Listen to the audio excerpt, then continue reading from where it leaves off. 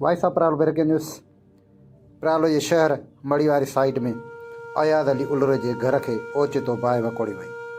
बाहि लॻण सबब मौसम न्याणी 8 सालनि जी ज़ीनब बीबीअ खे बाहि वकोड़ी वई, जंहिंखे एमरजेंसी तौर ते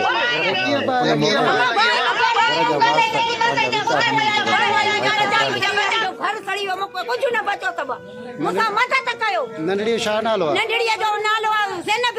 घणनि सालनि जी आहे मां? सालनि जी त अलाए घणनि जी आहे, पर मूंखे यादि न बाबा कीअं बाहि लॻी? अब असां कुतर पिया कयूं। बीत मां मुंहिंजो सही पुटु सही। न बचियो थी।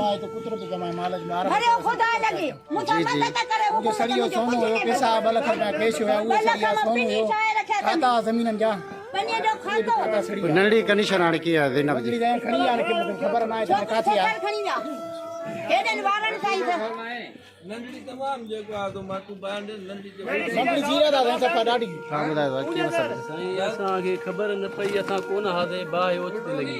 जी उलरो आयो मुंहिंजो नालो दाद पाण उमराऊं, असां शहर में रहंदा आहियूं। सही सही। जो का शइ न बची मां अलाए बाहि सारा लॻी रही, सॼे घर जा हंध टपड़ सामान पेता पिया, लख ॿ उहो बि सड़ी मुंहिंजी वियो, गाॾी बि खातो जाइ जो उहो बि सड़ी वियो आहे, खेरपुर जाइ जो। हाणे नंढड़ीअ तमामु तकलीफ़ खणाए ऐं खेरपुर अलाह बहितर कंदो।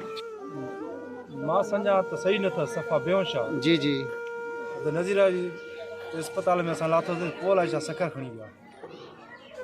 तव्हां कंहिं ॿुधायो त हीअ नंढड़ी सड़ी पई आहे? कंहिं इतलाउ ॾिनो या तव्हां पाण आहियो या पाड़ेसी में? मां पाण आया ते रणनि ते जी रणनि ते पुगा ते पोइ तव्हां मंज़र कीअं ॾिठो? छा ते असां उहे तव्हां बाहि जा मंज़र छोला कीअं ॾिठा तव्हां? वॾी साईं बाहि हुई, वॾी बाहि हुई, वॾी बाहि हुई। असां हिते